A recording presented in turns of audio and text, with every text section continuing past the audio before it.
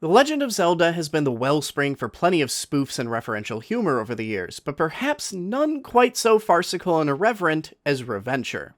Well, excuse me, princess. Well, okay, maybe it's the second most irreverent. You're given a quest to go save a princess, and many, many mishaps later, you might just manage to do it. But the game also practically begs for you to go off script. Everything in this world exists as an excuse to crack a quick joke, including your many and myriad demises, and with 100 endings to pursue, a significant number of them are off the beaten trail. So, let's start wading into the weeds and see how it all shaped up. As always, I'm Alex, and this is First 5, where I ask if games are worth your time, not your money. I played a game for 5 hours, and I'm gonna tell you if those were 5 hours well spent. And today we're raiding the Dark Lord's castle in Reventure.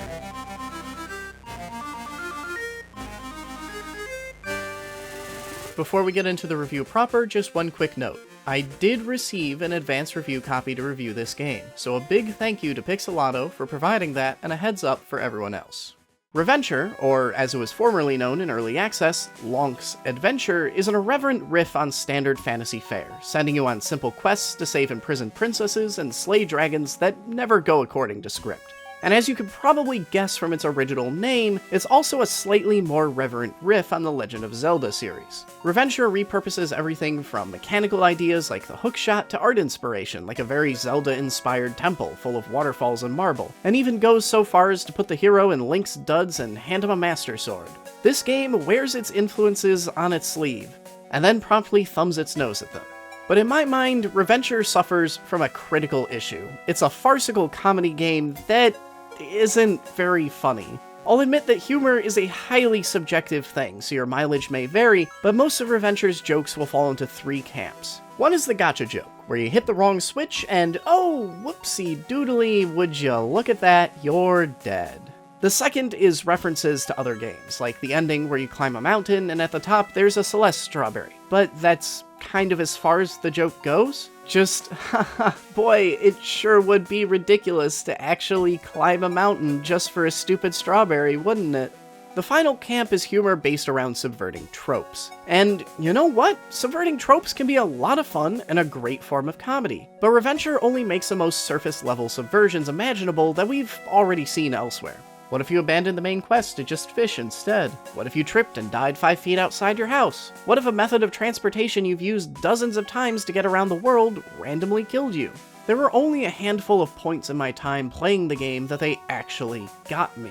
The most memorable of which being an ill-considered leap into the unknown. I had slipped through the Demon Lord's castle, come in on a balcony, and for the first time in all my runs, set eyes on the princess. And as I pulled the classic, "I'm Luke Skywalker, I'm here to rescue you," shtick, she responded with, "I hope you've got a good escape plan." And as angry roars came down the hall and the entire screen began to shake, I sat there for a second and realized that, you know what? I didn't. And about 10 frantic seconds later, I took a desperate leap of faith, and my faith went entirely unrewarded. But considering the whole point of Reventure is to find all 100 of its endings, every last one of which is an excuse to crack a joke, it's kind of an issue if only 1 or 2 of them got a chuckle out of me. Other than a flat punchline, extrinsic rewards for ferreting out new endings are rare and few between, which means that hunting down these endings is largely an exercise in exploration purely for exploration's sake. Luckily, that element of the game is still genuinely entertaining. There's still joy to be derived from just poking the game and learning how it prods back. Part of that joy is working to find the perfect route to accomplish a given goal through trial and extremely unfortunate error, and part of it is the enjoyment of exploring Reventure's little world, finding its myriad secret passages and learning how everything in the game links together. The game lays out plenty of little enjoyable aha moments for you to stumble upon. Like, on the way to save the princess, you come across this altar that demands you sacrifice items to it. And then, when you finally figure out how to reach the princess a few hours later, it turns out that you carry her like any other item. It's not exactly a mind-melting revelation, but it's still a clever little, I see what you're going for there moment. And discovering those little mechanical tricks Reventure lays in your path to stumble over were the moments that kept me engaged. It happened with the altar, it happened with my anecdote about my first attempt at escaping with the princess, and it happens with a lot of the simple puzzles and hidden regions the game has strewn throughout the world. These are the moments where Reventure is at its best.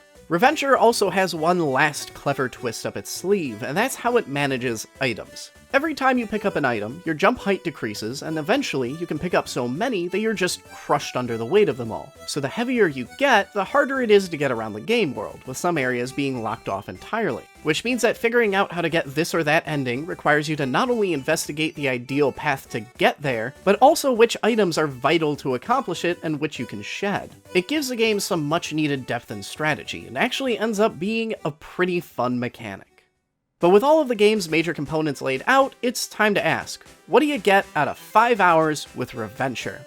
And after 5 hours, I'm through only 63 of the game's 100 endings, so there's plenty left to go. But to be honest, I doubt I'll ever hunt down the remaining 37. I've reached the point in the game where I've stopped finding new things and started just checking endings off the list, which makes it feel like most of Reventure's best tricks are already behind me. And some of those tricks are indeed good, but most of them are mechanical, and far too often I was just wading through mediocre punchline after mediocre punchline, already seeing what the joke's going to be before it even lands.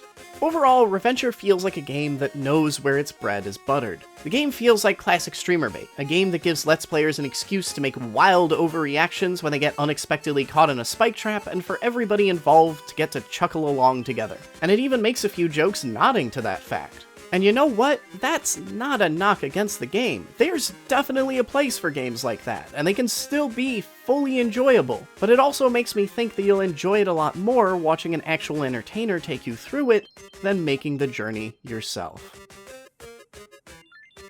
But if you want to see a game that really doubles down on dark comedy and genre subversions, you need to check out The Hacks, a game I reviewed back last fall. And if you just want a zany, knee-slapping good time, check out my review of Overcooked 2.